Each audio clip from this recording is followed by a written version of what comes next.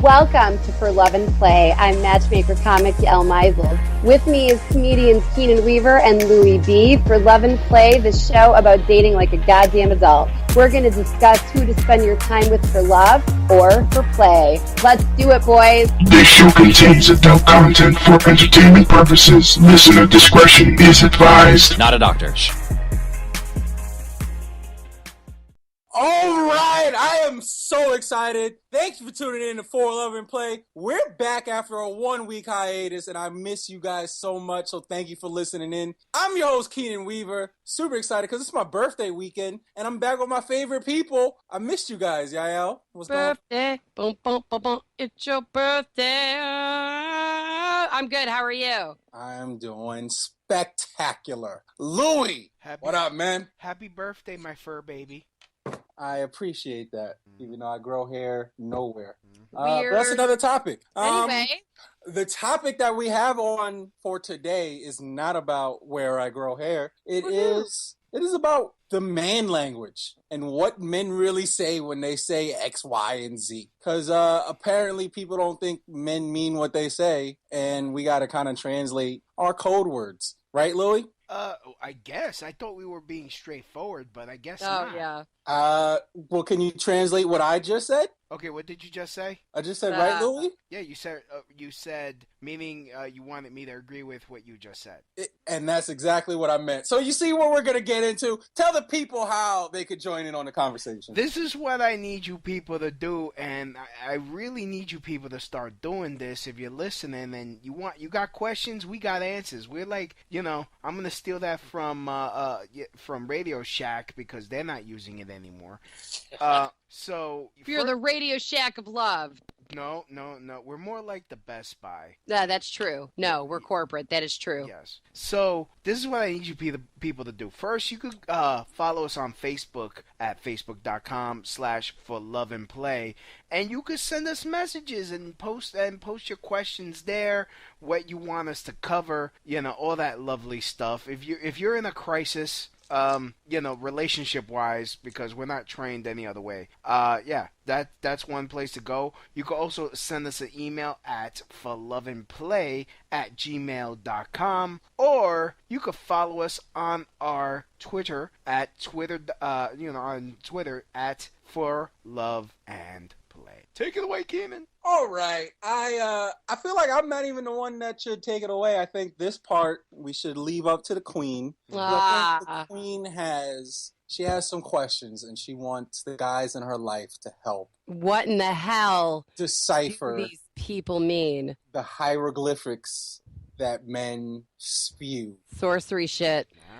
Sorcery shit. Okay. What does a man really mean? This is something I recently have gone out with some interesting people, and one of them was, I can honestly tell you, fantastic human being, phenomenal waste of my time, so much a waste of my time, I walked up out a date this week. I walked up out a date. There was no reason to stay, and I thought to myself, we have to discuss the language that men use. And you have to be clear as flippin' day. So much gets lost in translation because you want to be selfish to your own interests, where you want to keep us in the loop. Basically, you need to lay the goddamn cards out on the table in easy to understand English, because I am by no means a fool. And the person I just dated, it's either one of two realities, a language barrier or the motherfucker straight up deception, yo. Straight up deception. So here's what I'll say to that. I can admit that some men aren't as straightforward as I am. Some men aren't as honest as I am. And some aren't as brash and blatant as I am. So I can understand that there could tend to be confusion when dealing with certain people. If I was to give a straight rule across the board, if I could try to generalize the most complicated species there is, the main thing when you're trying to translate whatever a man said to you is think of the most simplistic transfer that you could think of. Think of the most simplistic application to what he said that you can think of. Because we're not that complicated. So while I understand that there may be deception in the words, it's still the very basic those words could be deceived at. You understand what I'm saying? Right. Women tend to overcomplicate a lot of things. And while there may be something that you're confused about, I'm saying make sure you go to whatever the first answer is. It's generally the right one. So you have some things that may have happened. Let's see if we can get some lines and see if we can try to decipher what that meant. Well, I just think it's an interesting observation. There's a trend in dating that I see happening right now, and this is really specifically, I think in this show we're going to focus a lot on men and a lot on the things that you guys say, the things that you do, how these things are being misread and being read, and I can tell you that when it comes to dating somebody, especially on the playing field of rational, I don't know who else. I'm saying I walk in with no expectations other than, are we here for the same like, I feel like if we've made it to the date, there had to be something other than your allure that compelled me to go there. You know what I'm saying? For me to make time for you in my schedule, it's got to be important. We've got to be walking in the door on the same page. And I dated somebody for 2 weeks who I really think is one of the nicest people I've ever met. Straight up deception, a complete waste of my time. This is a person I did not even need to date. Why? What revealed itself for you to come to that conclusion? Well, I realize now, anyone who's ever followed my dating patterns, I like them nice and French. Most people know that. I like me some Europeans, specifically the French ones. Not on purpose. That's just the way the world seems to work. Now, there is something, I'm not the only single mother that has talked about this. In fact, I've talked about this with a few single mothers recently. For some reason, younger men think a single mom is hot. I don't know why, but every single mother I know has no shortage of younger men soliciting her online. And I always say these relationships are dangerous because I don't see somebody, I'll tell you the truth, I don't believe in the emotional stability and maturity of a 25-year-old. I don't think 30, it's just not, it doesn't make sense to me. I'm not saying it doesn't exist. My point is, you need to know what you're taking on when you're a younger man trying to date a single mother with children. You're not dating a person in the same place as a fellow peer who might be in your age and income window. There needs to be some focus, and you can't just waste the time of somebody, excuse the hell out of me, because you think they're hot. There's no reason for it. If someone tells you this is what I'm about, this is what I'm looking for, and this is what I date for, and they're making time for you not to be interested in pursuing a relationship, that's just a giant waste of time. This boy is doing a fellowship from France. Now, he didn't take the job. This is one of the hardest jobs in medicine to get your hands on. He's planning on bouncing out the country today this fellowship is over. Doesn't want to live in America. I get it. He's French. He's a French person who wants to live in French culture. Not a problem. Do not pursue a relationship with someone who is established in the city they live in. There was no reason to lie to me to get into the door, just to waste my time and then tell me I'm going back. And these are all believable things. That's the beautiful part, is when men dump me, it's usually I'm getting the most honest, rawest, realest reason why. For some reason, there is a barrier, and he outright all but said to me, I deceived you. I liked you so much, I had to see where it would go. Okay. So where do you think the lie came in? I need to know a little bit more concrete of where you thought said was going because of what he said and why okay. That's not. I would not have gone on one date. I would not gone on one date just with because somebody. he's moving back to France. What's the point? Okay. What's the point? So, if someone's going back to France in 6 to 9 months, what's the point? So I can decode that one. Okay. So for the most part, the relationship between a man and a woman always changes the man's life slightly more drastically. For sure. Right? So with that being a reality, we tend to go in relationships knowing that something can change. So what I'm saying is, if I pursue something up front, I'm open to any type of possibility because I already know if this works out, things are going to change. Things that I have planned in the future are just going to change. Well, I mean, yeah, that's true. But there's also, I just didn't see the emotional maturity of someone who's trying to build a relationship.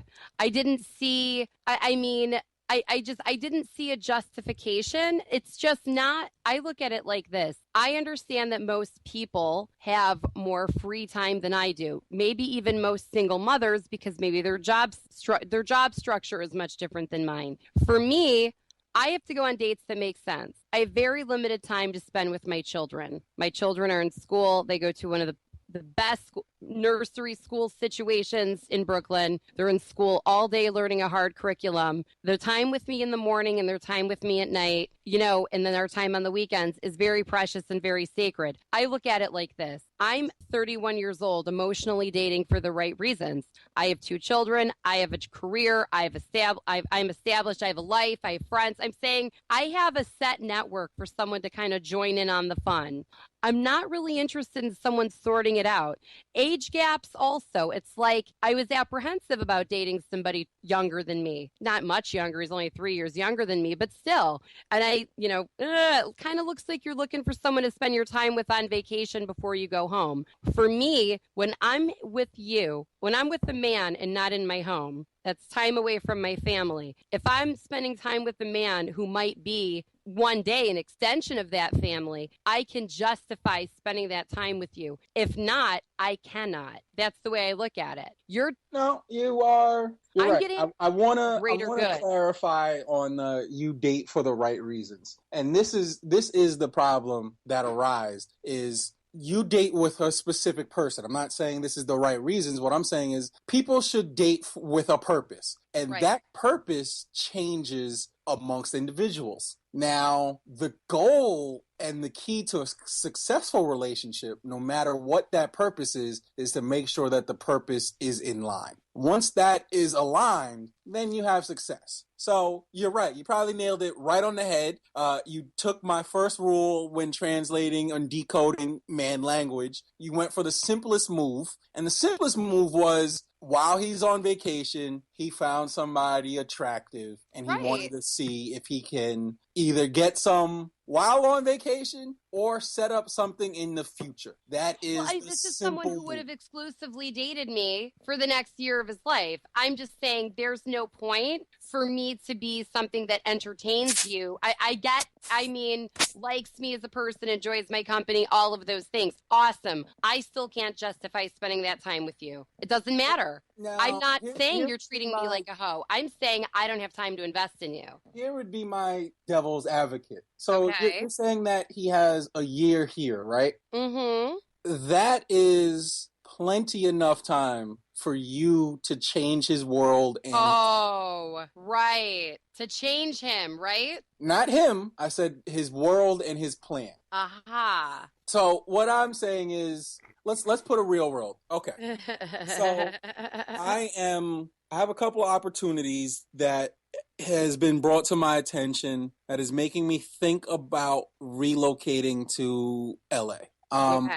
In my head, it's already a foregone conclusion that I will move by the end of the year. That's already kind of set. It's pretty much set in stone.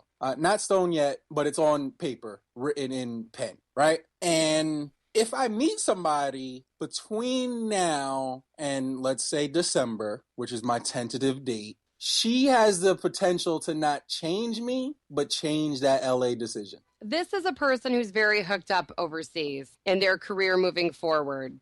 They have also, he's big in their local electronic music scene where he has a decent sized following. It's not and the guy's gorgeous and full of money because that's how we do. So I'm saying for me, I look at this is not a person who's going to change his life plan, and that's cool with me. I don't need to have my time. Like this guy did not get, and I'm not even trying to sound arrogant, he did not get how busy I was or how demanding of my time and how all of these careers, I have 3 essentially functioning jobs, all of them have to accomplish something on my watch that renders dollars and cents. So when you did your inward analysis of the situation, did you take a look at that? Seriously. But I mean, you're saying that he didn't know that you were so busy. No, he knew. I don't think he took me seriously. I don't think he took me. I think it was one of those, you know how you might want to try to hype up what you're doing? Yeah, to I make mean, but it look everybody, cool to a new no person. one. Right, but that you don't get that with me. You get the real deal. Like thank the heaven, in 3 of our businesses we landed in 1 week an amazing guest we're going to be interviewing in 2 weeks on the show. You guys are going to freak out when you see this guest. I am on the verge of closing my 5th engagement as a matchmaker, and thank God I had a real estate-related closing. I'm saying in 1 week I closed 3 deals that took months to do in a business. That's an incredible amount of work. Let me tell you this for all of the working professionals, entrepreneurs, ambitious people out there. It is impossible to gauge how busy a person is based on them telling you I'm busy. That is one of the only things that it's kind of like you got to put your foot in the water to test the temperature. Right. There's no way, because everybody has that definition of busy is relative, and it's based on what they think when they get busy. And it is impossible to gauge that until you are actually in the relationship. Right. So I already know that the way you move, your energy, you're on one of the higher scales. And this might be a good thing for us to try to come up with and figure out a scale, like a tier system of busy, because there's just going to be people at the top tier. You're one of those people. And I feel like unless you're okay with the dealings of a top tier busy person, you don't even need to talk to that person. Right. You're just going to get shot. And it has nothing to do with the person. It really has nothing to do with the compatibility of... if this guy were in a different place and I had, I'm like one of the things he said to me, and this is so sweet, but again, it doesn't, I'm looking at it, it didn't really need to happen. He's like, I wish, if I were ever going to take on a single mother situation, this would be it.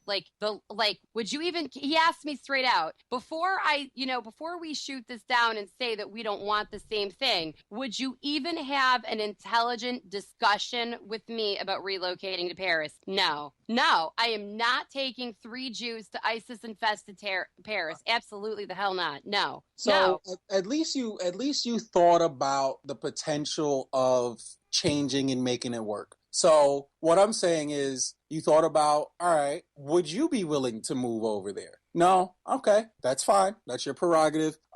Is he willing to stay? You assumed not? No, that's fine. We talked about it on a rational human-to-human level also. No, it doesn't. I mean, in my opinion, as a business, taking away the fact that, the guy, he's adorable. I really had a great time with him. I wish that we wanted the same things, but I feel that he kind of knew that we didn't moving in, whereas I did not. I felt like that information was maybe withheld from me or sugar-coated to kind of pull me on board. That's kind of how I feel. And I appreciate the thought, that if you were ready for all of this, if you were ever going to do it, but it's like, I don't really need that compliment. I already know I'm awesome. Does that make sense? Yeah. And what I'm trying to get at is, where do you feel that you were led astray? Yeah. So your statement was... Yeah, that's what I'm not understanding. Like, what language or what words did he use? Right. The most succinct thing was your last line, where you feel that he didn't disclose information going in that you didn't know and you thought otherwise. Like, that was the most, out of the half hour we've already been talking about this situation, that was the realest, most concrete explanation to why we're talking about this. So what is it that he didn't disclose that you felt he withheld? Okay, after the first date, I called Louis, and I told Louis some of the things that I had discussed with that boy on our date. Yeah. Okay, stop right there. Louis, yes. Can you explain this conversation from your point of view? The conversation she told me was, he told her that he wanted to be with her, and he was basically willing to do whatever it took. With baggage included, and you were so worried about, you were questioning, like, what if this, what if that, and I was explaining we haven't even gotten to that level yet. on the first date, because I said to this guy, he was like, "You are so phenomenally interesting," and he's like, he's like, "You were one of the most beautiful women I've ever seen in my life." He goes, "You look 20." I give a young whatever, at vampires don't age, but I said, we're kind of like getting it. And he's like, "What are you looking for?" So boom, you asked me. I said, kind of like as stated in my dating profile, I don't move too fast sexually right away. I really am looking for someone to spend my time with that way I can build longevity. I am too. I just got to this country. I like it here, da-da-dee-da. Then, of course, on a date, we talk about children. We talk about, relevant to me education with the children. Asked where they were educationally, which moved into a conversation about private school. And I said, I don't know why you would really have to be in the 12 years I've been matchmaking and giving dating advice and helping people get married, stay married, know when to pass and fail, know when to pitch a relationship before, in the 12 years I've been doing that, you have to really be mind, body, and spirit in love, ready to make real, you know what I mean? To someone like me. I come with a lifestyle that you would have to want to be on board with. And it might not be. I get all of that. Louis said one thing. So I have one question for you, Yael. Mm-hmm. How many dates over how many weeks did this take place? 2 and 4. 2 weeks, 4 dates. Okay. Lou, you said something during your conversation with her after the first date, and your statement you said was that you're not there yet. What did you mean by that? Yeah, remind me what questions you were worried about? Okay, so we were talking about paying for the day school tuition, okay, of children that are not yours. Would you take on a single mother? Education and religious education to me are very important. I do not preach what I believe to the masses, but I believe what I believe. And I look at it like this. If I don't teach my children what I believe, someone else will teach them what they believe. Very important to me. This is a you could even say this is a life commitment. All right. These are one of those things on the table, non-negotiable. These are one of the things I fund in life. So this is our life. Why would you join in? And he basically said, listen, I have the finances to finance that type of lifestyle. That's the type of lifestyle I come from. That's about per year what my parents paid for mine and my brother's education in Europe. He said, right, I get it. We'd be dropping bank, to send children to school. Louis, and so your response in that conversation, the gist of it was kind of what? To this. He made damn sure to lock down that I would have another baby too. Yeah. I want to throw that on the table. Okay. He asked me if I would have another baby. Date one, would you have a baby? Are you done with kids, or would you give me a baby? So here, let's completely switch gears here, because as we uncovered the truth of what really happened, the number one thing that's ringing out is based on exactly what Louis said.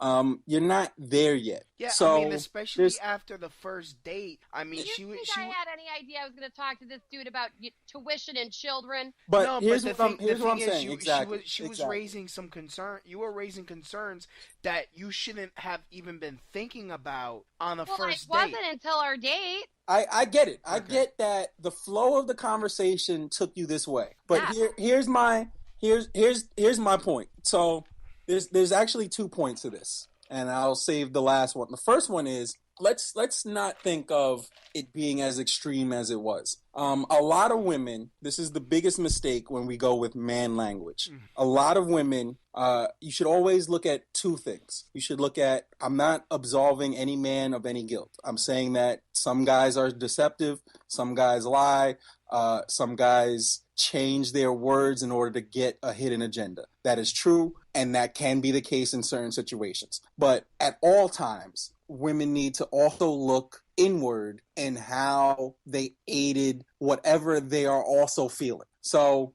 for instance, I'll give you a real world example of how I feel that happens to me all the time. And I've talked to one of my female friends, and she just thinks I'm legit crazy. But the theory is, I'm a person that sucks on cell phones. I never respond. I never answer phones. I'm always the missed call. Like, I'll respond to missed calls and I respond to missed texts. That's me. And the interval of how long it takes for me to respond to you is very a direct correlation to how important you are in my life.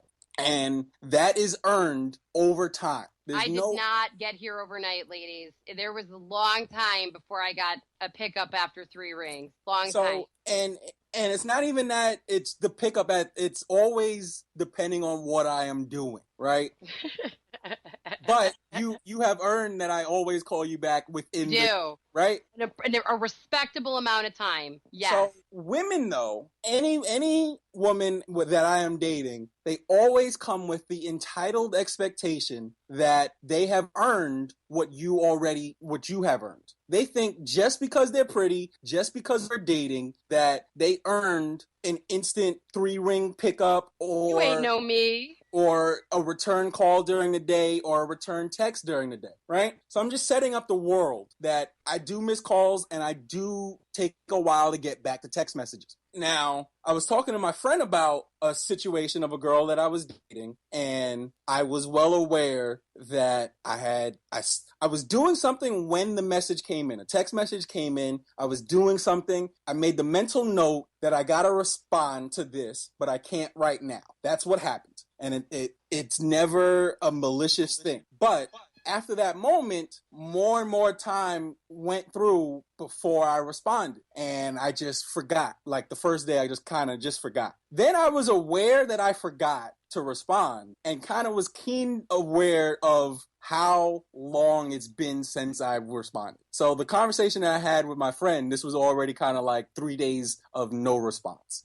And I was telling her that she was like, well, you should just respond right now. And I'm like, no, the damage is already done. It's not, the 3 days really means nothing because however the female felt about me being late to the response was already felt in the first day. Right. So what I'm saying is a lot of women, not even women, men, when you get that missed call, when that person doesn't pick up when you want them to, how you feel about that really happens instantly. It happens when that person doesn't answer the phone. Now, some people are cool and realize that people are busy and this, that, and the third, and they'll get back to me when they have a chance. But some people are anal about this missed call thing, this missed text thing. They're anal. They think you're ignoring them. They think, actually, you have an exact example about this when you posted that OkCupid chat. Oh, that was hysterical. How funny was that, guys? Seriously? So can you explain that? Because that actually adds to my the point. OkCupid chat. This was absolutely hilarious, and I thought I was going to die laughing. So as everybody knows, I have an account on OkCupid and Tinder, and I've met a lot of the guys I go out with, I meet online. And really, even I don't have, I would say that the story that I had recently is the worst in recent history. So this guy messages me middle of the night. No, dead I got sleeping you. I got on you. OkCupid. The guy messages you at 7:40 a.m. Okay, unsolicited, did not look at his profile, have never seen his profile to this day, was not interested. He messages me again, something at like 9 o'clock in the morning. 9:16 a.m. Right. I'm probably on a business call at that point. I can definitely tell you 10 a.m. that morning I was well on my day. So by the time, what was it, Keenan, that I responded? He had gone from 7 o'clock in the morning wishing me a good morning, beautiful sweetheart, to calling me a chicken head hoe and telling me to go to hell by noon. Exactly. I'm just like, bok. I don't know what the fuck to even make of that. Like, dude, you didn't have a chance in hell anyway. Exactly. And here's the part that's hysterical. I think it's just not nice. It's just not nice. If someone you're not into that takes the time, like a gentleman or lady, like a lady, to introduce herself kindly, and you're not interested, I think it's not nice to leave them to A, ignore them, or B, say something malicious. You can say thank you for the kind words. I'm just not feeling the vibe on my end. All the best, whatever. Bye. It really seems like he took a page out of Louis B's book from 2 years ago. Yes, and exactly. And this is exactly my point. So I'll reiterate the timestamp on this. He first messages you at 7:40 a.m. He goes, "Good morning, sweetheart. How are you doing today?" Kids are at breakfast and shit in my house is in full swing. Nobody would be returning that man's text message at 7:40 in the AM. Whatever. Forget the type. I'm just saying. I get you. Forget the type of approach. Let me use this to further my point. Okay. This was exactly. I remembered it in the middle of my story. 7:40 a.m. You get that message. It was a polite message. Can we all agree on that? It might not have been the best one, but it was a polite message. So 7:40 a.m. His next message is then at 9:16 a.m. How you doing? Question mark. Again, another polite message. So my theory that I was telling my friend after 3 days of ignoring this girl, and I said that I wasn't necessarily ignoring her. I just forgot to respond because I had not even looked at his messages at this point. I want to make it clear. At all. I don't even know about them. Exactly. So between 7:40 and 9:16, which is basically just an hour and a half, he was dealing with whatever he felt you ignoring him is. He was already dealing with it. And I say the same thing with my dealings with women. When I miss that call, when I do not respond to the text immediately, the damage is already done. Yep. It's like the bar is set, and then the longer I take, it just increases from there. Okay, but let's just flip the page for a second here. Like, I want to be clear. If this were a gentleman, I mean, this happened to be just in general someone I would not have wanted to go out with. But like, even if it were, I hadn't seen them. Like, I'm not available to schmooze with you at 7 o'clock in the You don't even have to explain it. You don't even have to explain it because I'm using it to make the larger point, right? Right. So then at 10:47 a.m., the previous message was 9:16. So here we go, another hour and a half basically. We could tell where this guy's threshold is. We already could see that. Why you never reply when I message you? ? That was 10:47. Then he goes to the escalation of "you're a chicken head hoe, go to hell." Yeah. That was literally within 5 hours. In 5 hours. Polite to "you're a chicken head hoe." I am a chicken head hoe. Damn it. I don't even know what that means. So let's just think. Forget about a stranger. Let's talk about your mom or someone you love, or even not your kids now because they're young, but maybe even if your kid when they're an adult, your 24-year-old Usher, right? Oh, my son, my little baby. 5 hours is plenty enough time that anything. First of all, if that was me, I'm probably waking up at that point. At the point of "you're a chicken head hoe," my alarm is probably going off.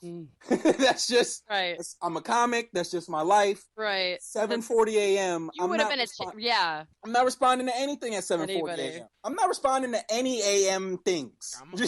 I'm already at work. And it has nothing to do with how I feel about the person. But the other person is having a very emotional, personal response to this quote unquote ignore. And that's exactly the point of what I was saying to my friend when she was like, "Whoa, you should just text her." And I was like, I ain't do it right now. Like, the damage is already done. 3 days and a week.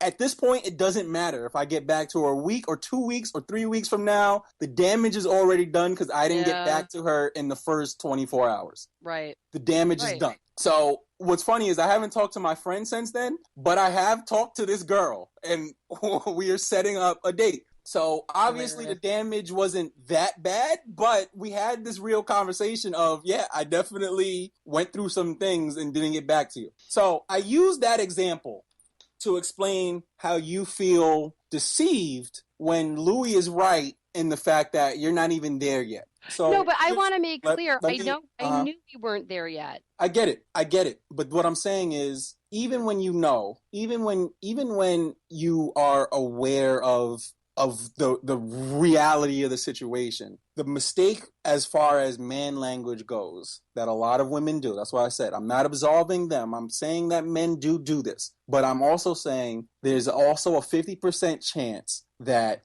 it's this other thing and it's internal. And it's this other thing of just like this guy and how he felt you not responding for the text message. Just like when I'm telling my friend that the damage is done. Once I miss the call, it's already done. And it doesn't matter if I respond to her call in 3 hours or 2 days. I still got to have a conversation about me missing the call. Like, the damage is already done. And the point is that people deal with things on their level. For women in this man language context, though, what I'm saying is you have a deceptive feeling of a level that you're not even there yet. But the feeling is real. The feeling is, here's a guy who talked about having a baby with me. Here's a guy who talked about my children's tuition. Here's this, that, and the third. But he doesn't want that. And what I'm saying is you brought the reality into the feelings of the future. And that's why you feel deceived.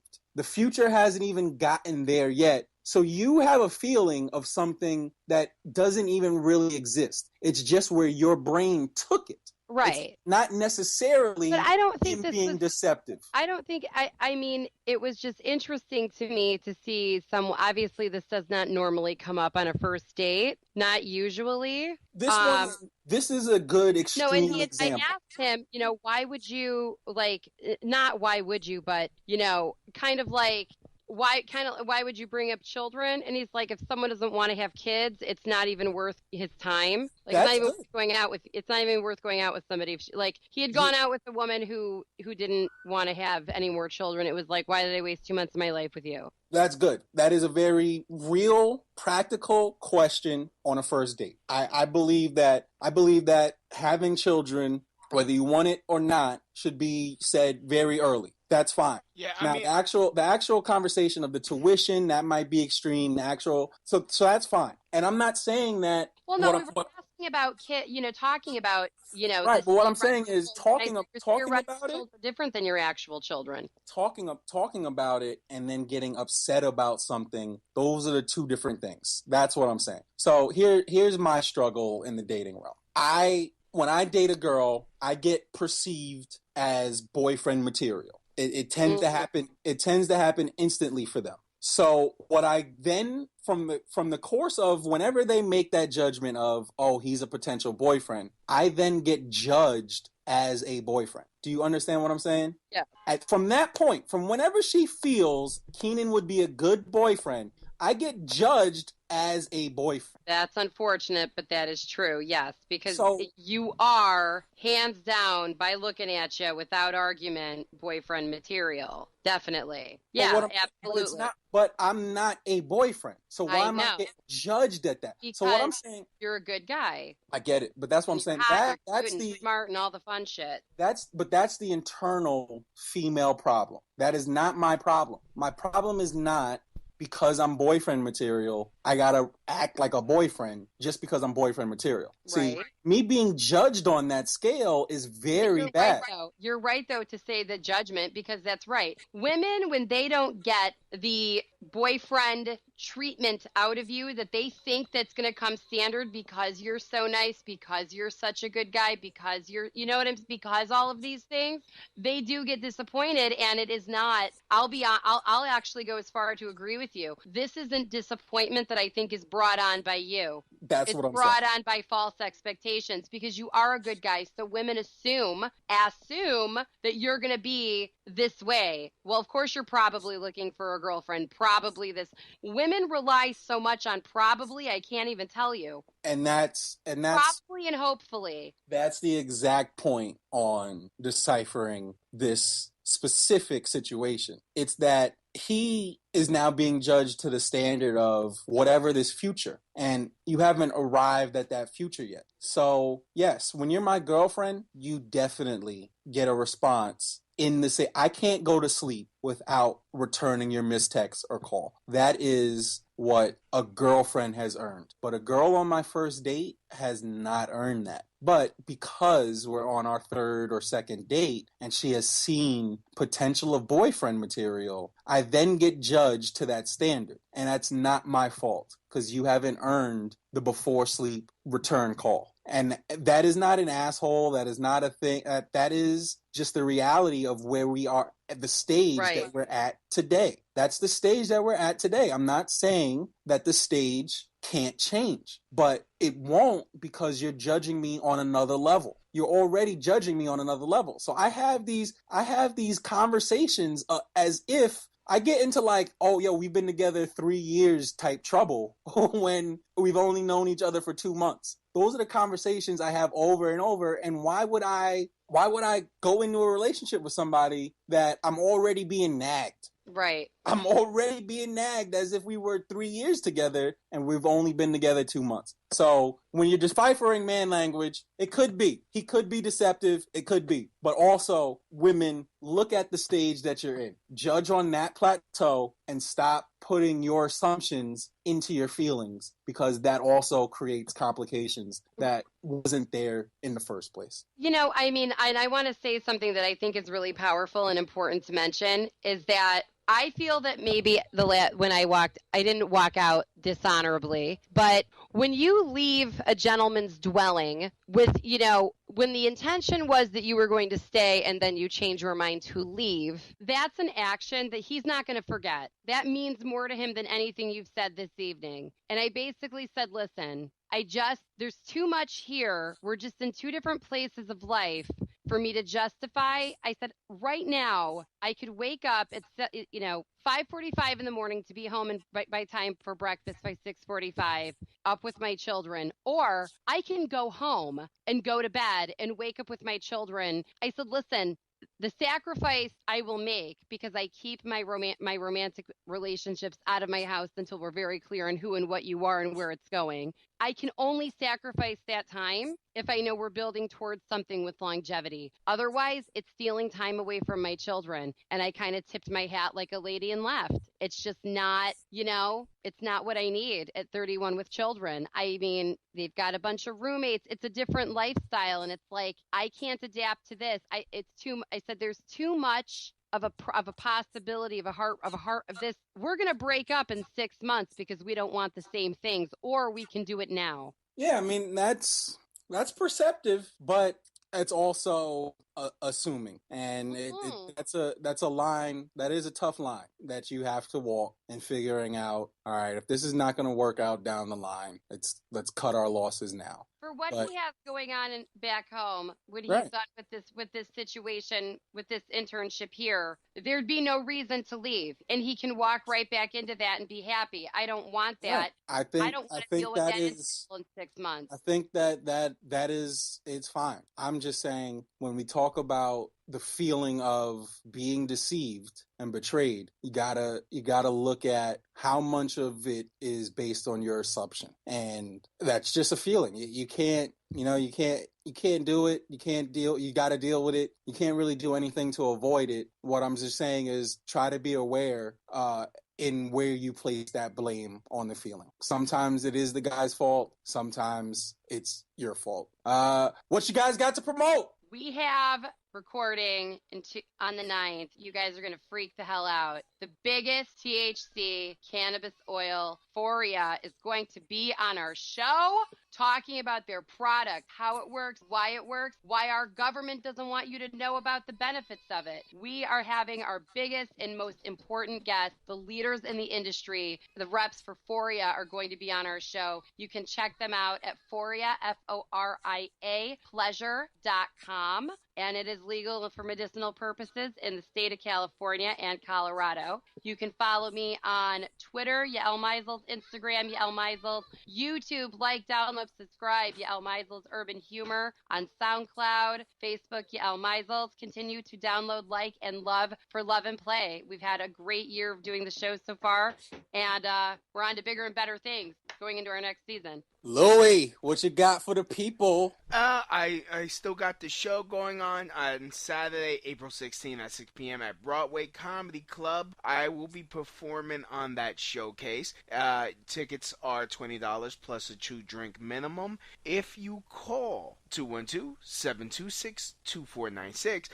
But if you are a listener of For Love and Play, you could see me for free. Just, send an email to, not Instagram me, Twitter me at LouisB1, and let me know that you listen, and I will pay for you. So, that's the first 2 people. All right. As everyone knows, all my information and dates can be found on my website, www.kenanweaver.com. That's KenanWeaver. Every Sunday night, New York Comedy Club, Sunday Night Live, 9 o'clock. Check that out. I got a couple of dates coming up in Poughkeepsie, High Comedy Club in New York.